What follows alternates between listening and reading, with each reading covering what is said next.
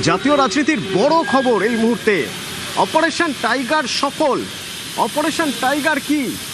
আসলে ইন্ডি জোটে ভাঙন ধরাতে গেলে ইন্ডি জোটের দুজন অন্যতম শরিক, তাদের মধ্যে একটা হচ্ছে উদ্ধবের শিবসেনা আর একটা অবশ্যই তৃণমূল। সেই তৃণমূল শিবিরে তো ভাঙন ধরানো হয়ে গেছে, এবার উদ্ধবের শিবসেনায় ভাঙন ধরছে।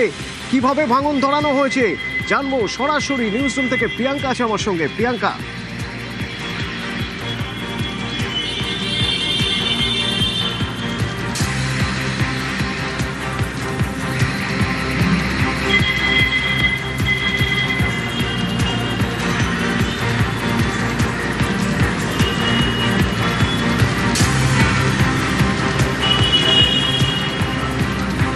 প্রিয়াঙ্কার সঙ্গে যোগাযোগ করব। সফল বলা হচ্ছে অপারেশন টাইগার, কারণ উদ্ধব সেনার ভেঙে চুরমার।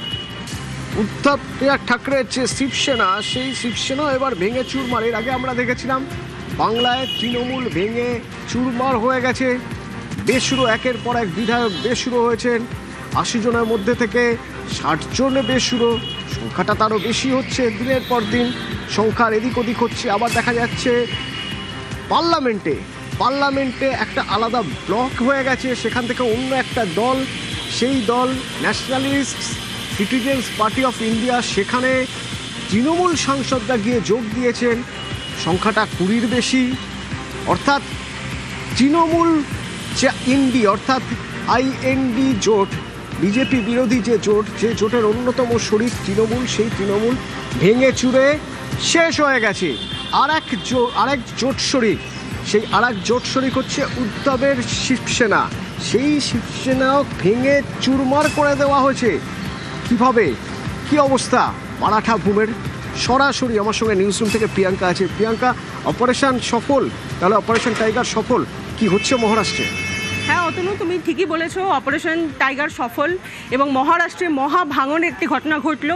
এবং কদিন আগে থেকেই যা পরিস্থিতি হচ্ছিল, তাতে উদ্ধব ঠাকরের দল, উদ্ধব ঠাকরের সেনা, সেটা যে আরও একবার ভাঙতে চলেছে সেটা মোটের ওপর সেই ইঙ্গিতই পাওয়া যাচ্ছিল। এবং অপারেশন টাইগার যেটা হলো সেটা সফল হলো।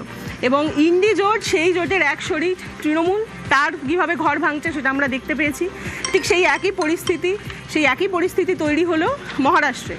সেখানে রবিবার উদ্ধব ঠাকরে একটি বৈঠক ডেকেছিলেন। সেখানে সংসদে বর্তমানে উদ্ধব ঠাকরের যে সেনা, তার 9 জন সাংসদ আছেন। সেই সাংসদদের বৈঠক ডেকেছিলেন, কিন্তু শেষমেশ দেখা গেল সেখানে 6 জন হাজিরই হননি।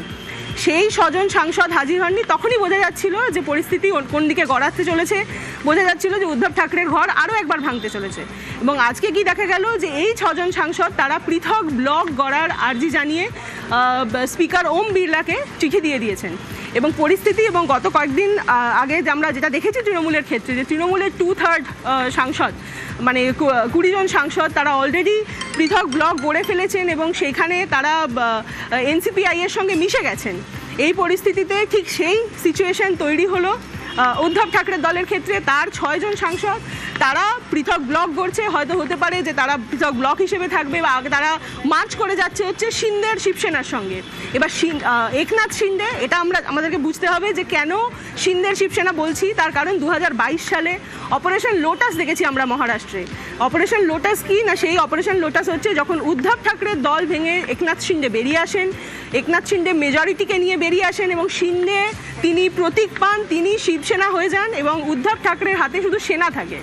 সেই উদ্ধব ঠাকরে যে সেই একনাথ শিন্ডে, তার যে শিবসেনা, সেই শিবসেনা বর্তমানে 7 জন সাংসদ রয়েছে তাদের সংসদে।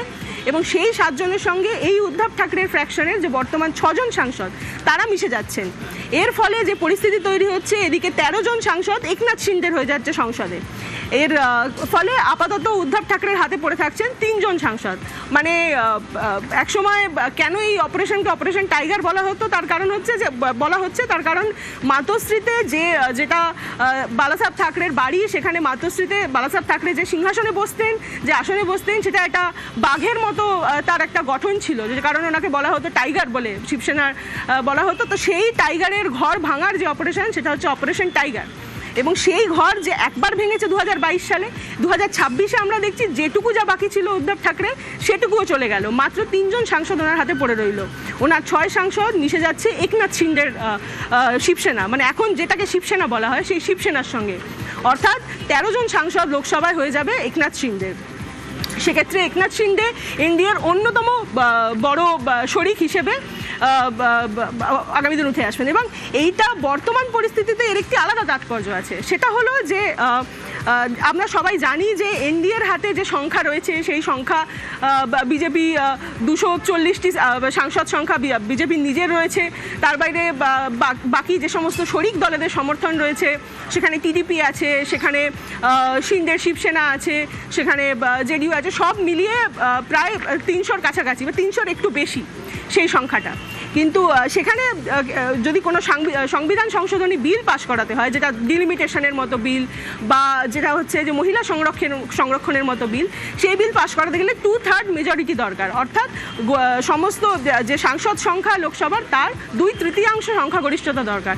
সেটা জোগাড় করার ক্ষেত্রে সংখ্যা কম পড়ছে। সেক্ষেত্রে এই যে আমরা দেখলাম যে তৃণমূলের যে 29 জন সাংসদ ছিল তার মধ্যে 2/3 বেরিয়ে গেছে, যে বেসুরো হয়ে তারা বিদ্রোহী হলো, তারা বেরিয়ে গেল এবং এনসিপিআই এর মতো একটি নতুন দলের সঙ্গে তারা মার্চ করে গেল। মার্চ করে গিয়ে সেই দল এনডিএকে সমর্থনের কথা ঘোষণা করে দিয়েছে, ফলে সেখানে এনডিএর সদস্য সংখ্যা বেড়েছে। এবার এক্ষেত্রে অনেকে মনে করছেন এটা যে শিন্ডের কিছুটা হলেও একটা চাপের জায়গা তৈরি হতে পারে। তার কারণ হচ্ছে যে হতে পারে যে গুরুত্বটা শিন্ডের, একনাথ শিন্ডে এবং তার শিবসেনার ছিল এনডিএর কাছে, সেটা এই তৃণমূলের বেসুরোরা এনসিপিআই তৈরি করে এবং এনডিএকে সমর্থন করার কথা ঘোষণা করার পরে সেই গুরুত্বটা হয়তো না থাকলেও না থাকতে পারে। সেই জন্য অনেকে মনে করছেন যে এই যে উনি উদ্ধবের দল আবার ভাঙালেন এবং সেই সাংসদরা যে এনডিএকে শিবসেনার সঙ্গে মিশছে এবং বলা বাহুল্য তারা এনডিএরই শরিক হিসাবে আরও সদস্য হিসাবে হলো, এনডিএ শরিক হিসাবে আরও বড় হলেন, তো সেক্ষেত্রে হতে পারে যে সেই গুরুত্ব কমার জায়গাটা হয়তো শিন্ডের এখনই অতটা নাও হতে পারে। এটা আরেকটা দিক আছে বিষয়টার। ঠিকই। প্রিয়াঙ্কা, আমি তোমার থেকে একটু এই মুহূর্তে মহারাষ্ট্রের রাজনীতির মানচিত্রটা বোঝার চেষ্টা করব, তবে তার আগে এই যে দল ভেঙে গেল, দল ভেঙে চলে গেলেন সাংসদরা, তা নিয়ে এই উদ্ধব শিবসেনার অন্যতম মুখ সঞ্জয় রাউত কি বলছেন আপনাদের শোনাতে চাইবো, কারণ তিনি কিন্তু আগেই তিনি সোশ্যাল মিডিয়ায় বলে এসেছেন, বারবার করেছে কোটি কোটি টাকা ছড়ানো হচ্ছে সাংসদদের কেনার জন্য। मोदी जी के चेहरे पर नहीं या शिंदे जी के चेहरे पर नहीं सुनकर आए हैं। ये उद्धव बाला साहब ठाकरे जी और बाला साहब ठाकरे जी के चेहरे पर लोगों ने उनको वोट दिया है। 15 करोड़ कल रात को दिया, पैसा पहुंच गया ऐसा मुझे इन्फॉर्मेशन है। और बाद में चार्टर फ्लाइट में बैठे, 3 जगह से चार्टर फ्लाइट छोड़े। নিউজরুম থেকে প্রিয়াঙ্কা আছে। প্রিয়াঙ্কা, এখন যদি আমি দেখি এই অবস্থায় দাঁড়িয়ে, হ্যাঁ নিঃসন্দেহে যা হলো তাতে পুরোপুরি অ্যাডভান্টেজ এনডিএর পার্লামেন্টের, কিন্তু আমি যদি মহারাষ্ট্রের রাজনৈতিক মানচিত্রটা বোঝার চেষ্টা করি, তুমি আমাকে কিভাবে দেখাবে?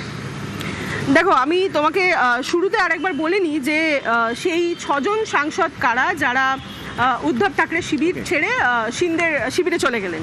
তারা হচ্ছেন সঞ্জয় যাদব, তারা হচ্ছেন সঞ্জয় দিনা পাটিল, নাগেশ পাটিল আশিতকর, ওমরাজে নিম্বালকর, সঞ্জয় দেশমুখ আর বাসুদেব বক্সচোরে। এবং এই 6 জন যারা উদ্ধব ঠাকরের হাত ছেড়ে শিন্দের দিকে গেলেন। দেখো, বিষয়টা হচ্ছে যে মহারাষ্ট্রের রাজনীতিতে একটা সময় দীর্ঘদিন আমরা দেখেছি যেখানে বিজেপি এবং শিবসেনা জোট শাসন করেছে বা তারা এটা শাসক শিবিরে ছিল। তারপরে একটা সময় যখন অপারেশন লোটাস হলো, এবং লোটাস হওয়ার কারণটা কী হলো, যেটা হলো যে শিবসেনা এবং বিজেপি এবং শিবসেনা জোট করে মুখ্যমন্ত্রী হলেন দেবেন্দ্র ফডনবিস এবং বিজেপির নেতৃত্বাধীন সরকার তৈরি। কিন্তু তারপরে সেটা হচ্ছে যে তারপর ইলেকশন হলো এবং ইলেকশনের পরে আবার ফের বিজেপি এবং শিবসেনা ক্ষমতায় এলো। তো সেখানেই সমস্যা শুরু হলো। শিবসেনা উদ্ধব ঠাকরে দাবি করলেন তাকে মুখ্যমন্ত্রী পদ ছাড়তে হবে। এই যে সংঘাতের জায়গা তৈরি হলো, সেখান থেকে শিবসেনা বেরিয়ে যায় এবং মহাজোট তৈরি করে কংগ্রেস এবং এনসিপির সঙ্গে মহাজোট তৈরি করে এবং উদ্ধব ঠাকরে মুখ্যমন্ত্রী হন। কিন্তু তারপরেই আমরা দেখলাম যে অপারেশন লোটাস হলো এবং সেখানে সেই একনাথ শিন্ডে তিনি উদ্ধব ঠাকরের দল ভাঙলেন, বেরিয়ে এলেন, তিনি শিবসেনা হয়ে উঠলেন। এনসিপি ভাঙলো, এনসিপি শরদ পাওয়ার, তিনি দলের নাম প্রতীক দুটোই হারালেন, সেখান থেকে বেরিয়ে এলেন অজিত পাওয়ার। তো এখন মহারাষ্ট্রের রাজনীতির পরিস্থিতি হচ্ছে যে সেখানে বিজেপি ক্ষমতায় রয়েছে, সেখানে ফাডনাভিস মুখ্যমন্ত্রী, সেখানে তার সঙ্গে শিন্দের শিবসেনা রয়েছে এবং তার সঙ্গে অজিত পাওয়ার তিনি এখন নেই, কিন্তু সেখানকার এনসিপি রয়েছে। ফলে এমনিতেই উদ্ধব ঠাকরের দল সেখানে অনেকটাই গুরুত্ব হারিয়েছে, প্রাসঙ্গিকতা হারিয়েছে সেই রাজনীতিতে। তাও যেটুকু ছিল সংসদে ছিল, কারণ আমরা সবাই জানি যে সংসদের আলাদা গুরুত্ব আছে, সেখানে বিল পাশ করাতে হলে সাংসদ লাগে এবং সেই পরিস্থিতি, সেখানে যেটুকু তার অস্তিত্ব ছিল সেটা অনেকটাই সংকটে বলেই এখন বলা যেতে পারে। মানে সেই অর্থে এবার মাতৃশ্রীতে সত্যি অস্তিত্ব সংকট, নিঃসন্দেহে অস্তিত্ব সংকট, এবং বলা যেতে পারে এটা অ্যাডভান্টেজ এনডিএর যে অপারেশন টাইগার, সেই অপারেশন টাইগার সফল, একেবারে ভেঙে চুরে চুরমার হয়ে গেল উদ্ধব সেনা।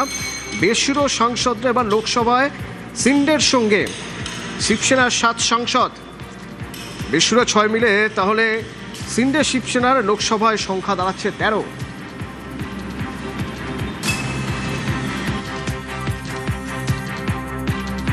ये जो एक पूरे देश में जिस तरह से चुने हुए लोगों को खरीदना और तोड़ने का जो एक प्रोसेस चल रहा है, ये लोकतंत्र के खिलाफ है, डेमोक्रेसी और संविधान के खिलाफ है। ओम बिरला जी जो लोकसभा के स्पीकर है, नियम और कानून और संविधान का पालन करके निर्णय लेना चाहिए, जो उसके पहले नहीं लिया गया है, ये हमारा कहना है।